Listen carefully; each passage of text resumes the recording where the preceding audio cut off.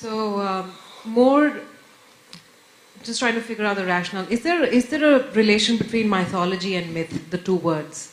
It's mythology is the study of myth. Right. So when we say Ramayana and Mahabharata are mythologies, they do come from the word myth. They get confused when people start relating mythology with reality. Well, mythology is real. Is it? You asked the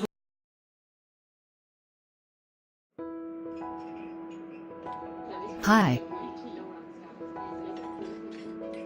So you saw a video whether Ramayana and Mahabharata are truths and are confused. Well, you have come to the right person. Well, I hope so. As these questions are exploding my brain since I watched the video. Okay, I understand. I will try to put forward my arguments with necessary facts. But What? you should know something. I read in a book. Idol worship or ideal worship that believers are going to believe, and non-believers are not going to believe anyway. This video addresses those who are willing to discuss the idea open-mindedly. Okay, I am listening. Let's begin. The Mahabharata and their characters are not stories of mental concoction or mythology. These are bona fide scriptures from the transcendental realm, just like the Holy Bible and other books. HM? Any red box written Indian Post will not send your letter to your destination, but a red box authorized by the Indian Post will take your letter thousands of miles away to its destination. You don't eat samosa on a 500 rupees note saying, "Oh, it is just ordinary paper," since it has been authorized by the government as currency, although it's just paper. You can watch the drama, Oh My God Returns, on YouTube for free to understand this better. These scriptures should not be believed blindly, as these are presented according to the time, place and circumstances of the human society. So this comes to point 2. You can actually verify the teachings from these scriptures by practically applying them. George Harrison of the Beatles said, "The test of the pudding is in tasting it."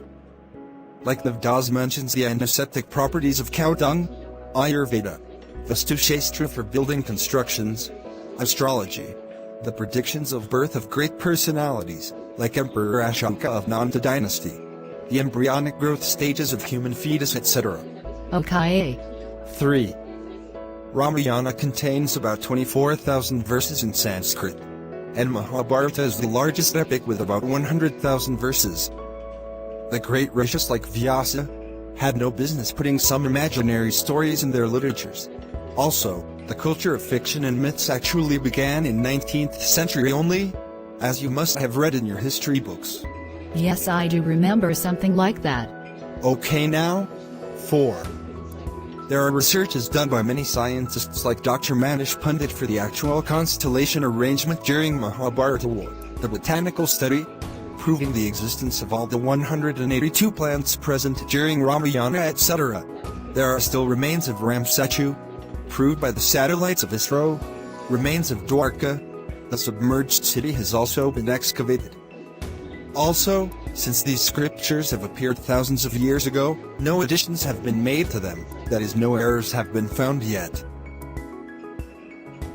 The arguments are logical and scientific. I am really getting convinced now. That's not all. Let us compare any modern fiction, like one of my favorites, Harry Potter, with Ramayana. In the books, J.K. Rowling mentions only the name of Harry's father, James Potter. There is no information about any of the previous generations of Harry. But in Ramayana there's information about 27 generations of Lord Ram. Like Lord Ramchandra's father was Dashratha. His father was Ajya. Ajya's father being Raghu. Then Raghu's father was Dirgbahu. And Dirgbahu's father being Katwanga. And so on. Wow.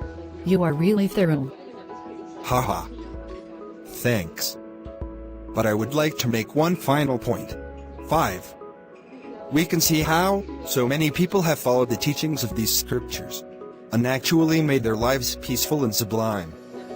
Some even dedicated their lives to the service of others. But the people who are not willing to see these facts open-mindedly have never put into practice any of the teachings of these scriptures in their lives. Also consider, are people of this generation only so smart that they are refuting these books? Were people so foolish in earlier generations?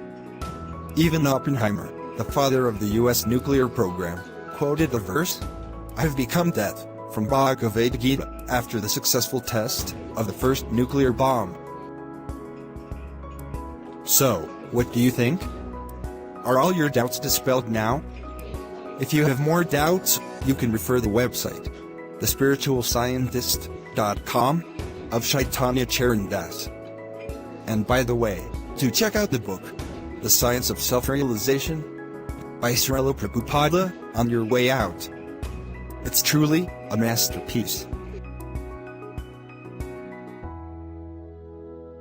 Oh, thank you, Dr. Mercury Das. It was truly a great discussion. I will love to have the book.